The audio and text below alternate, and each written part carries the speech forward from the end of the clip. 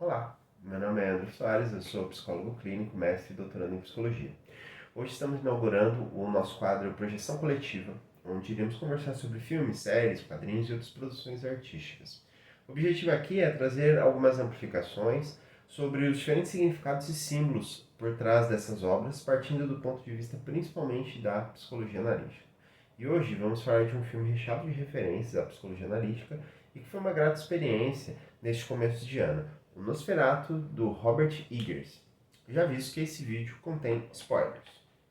Falando brevemente do histórico do Nosferatu, o primeiro filme de 1922 foi dirigido por Frederick Wilhelm Murnau e é uma adaptação não oficial da obra do Drácula de Bram Stoker, e que inclusive ele foi processado por plágio, enfim, queimaram filmes e por aí vai. O livro Drácula é um clássico do terror e a obra que derivou todo o gênero de histórias de vampiro que a gente conhece hoje. Eu gostaria de começar falando um pouco sobre o Drácula e o vampiro enquanto símbolo, entrando um pouco no campo da literatura e podendo cometer alguns equívocos, já que eu estou me aventurando fora da minha especialidade. O Drácula ele tem forte inspiração no Lord Byron, que é um escritor famoso romantismo britânico e que também gostava muito de vampiros, né? O Drácula ele é uma espécie de metáfora do próprio romantismo e da sua decadência com a ascensão do iluminismo e do culto à racionalidade.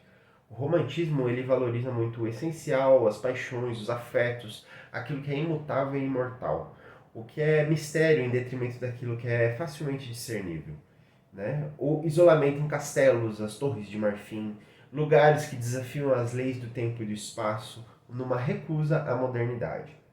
Quando o Bram Stoker representa o Drácula, essa metáfora do romantismo como um ser morto-vivo que se alimenta de sangue, isso representa em muitos aspectos que o romantismo, quando a obra do Drácula do Bram Stoker foi escrita, já era um movimento moribundo, uma espécie de eco fantasmagórico degenerado do passado e que resiste à mudança. E este eco, esse mal ancestral, cansou de ficar simplesmente dormindo em sua terra natal e busca a modernidade da cidade, local que não é preparado para sua malícia primitiva e sobrenatural, mas que por fim é onde encontra a sua morte derradeira. Voltando para o nosso filme de 2024, podemos ver que essa dinâmica do ancestral e do moderno está presente em todo momento, inclusive na própria aparência física do Conde Orlok, que é o alter ego de Drácula nessa história. Logo no começo, ele aparenta ter saído de um outro tempo, um tempo muito mais antigo do que aquele em que vivem os personagens. Mesmo aqueles que moram próximos de seu castelo, tidos como menos civilizados e que são os mais habituados a lidar com as forças sobrenaturais. Orlok, inclusive, deseja sair de lá exatamente porque essas superstições são contenções para o seu poder, que passa a ser infinitamente maior na cidade, um espaço onde o segredo e o mistério não mais acontecem. Nesse ponto, temos uma grata surpresa no filme que vai abordar principalmente questões de saúde mental de forma bastante explícita, o que em outras obras sobre vampiros geralmente é tratado de uma maneira mais superficial. A protagonista do filme, Ellen Hutter, passa a ter convulsões e crises muito semelhantes às famosas crises histéricas tratadas nos primórdios da psiquiatria e que foram tão importantes tanto para o desenvolvimento da psicanálise como da psicologia analítica. Entretanto, a modernidade dos conceitos sobre saúde mental, enfermidade psíquica, neurose e etc. não são suficientes para fenômenos que são tidos como sobrenaturais e oriundos de superstições e crenças, aparentemente esquecidas, mas fortemente enraizadas na cultura. Isso dentro do contexto do filme. Nesse ponto, é impossível deixar de citar Jung, principalmente porque o Jung é um autor que ele vai começar a trabalhar a psicologia principalmente observando possessões, né? Isso é uma curiosidade, né, da obra do Jung, principalmente a possessão da prima dele, né? E a partir disso ele vai criar certos contextos, conceitos, e principalmente fazendo a seguinte citação. Há mais de 500 anos, dizia-se que uma mulher estava possuída pelo demônio. Hoje dizemos que ela tem um ataque de histeria. Antigamente dizia-se que uma pessoa enferma estava enfeitiçada. Hoje dizemos que ela sofre de neurose gástrica. Os fatos são os mesmos, só que a antiga explicação era psicologicamente falando quase exata, ao passo que as nossas explicações racionalistas dos sintomas são praticamente sem conteúdo.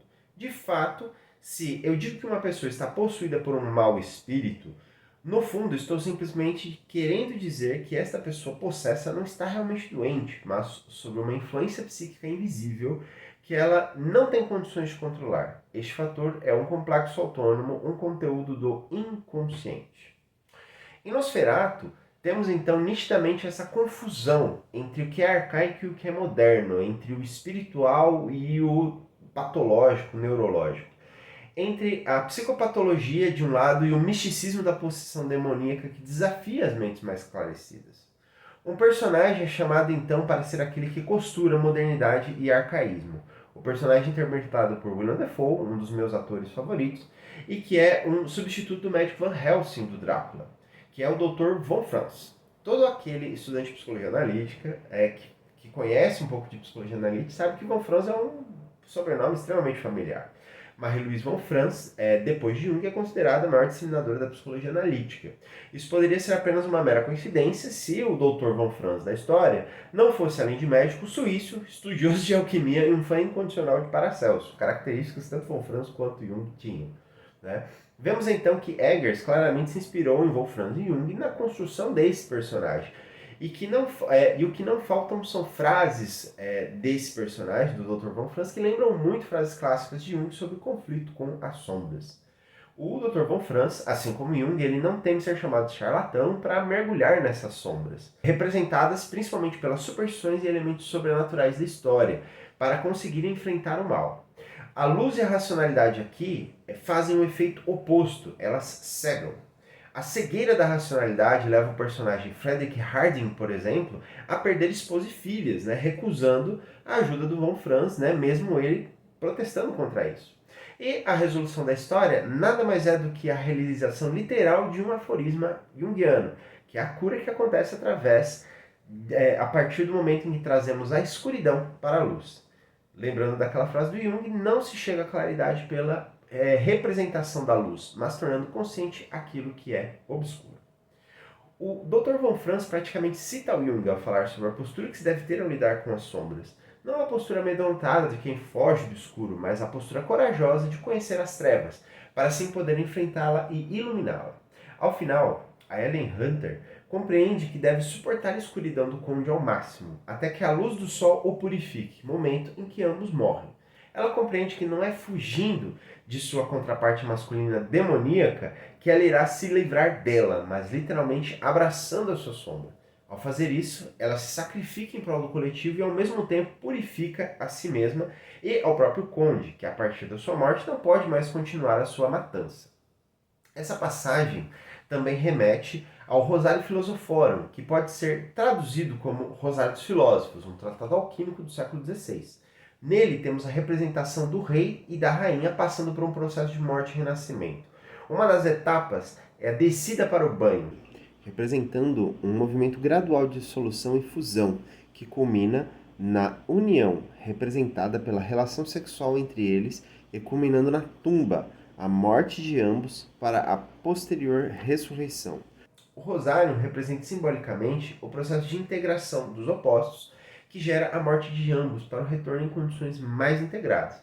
O sexo, então, ele é associado à morte exatamente porque aqui, simbolicamente, representa o fim de cada um enquanto entidade isolada, para o renascimento de uma só carne.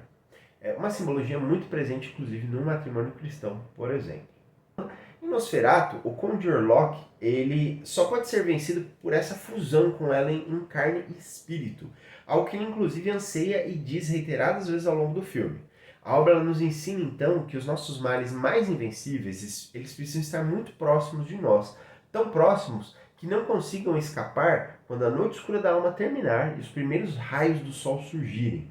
Isso também irá nos matar, mas para dar lugar a um novo eu, livre dos males das sombras, dessa sombra que foi extinta.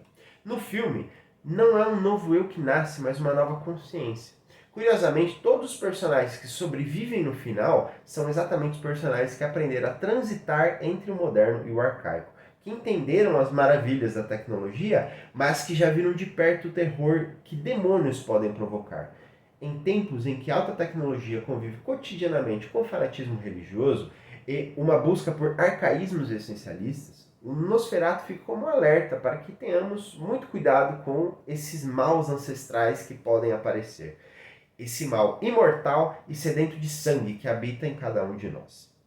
Obrigado por ter assistido esse vídeo até aqui. Se você gostou, deixa um like, se inscreva no canal, compartilhe e me fala um pouco o que você achou do filme e de toda essa discussão. Vou gostar muito de saber. Um abraço e até a próxima.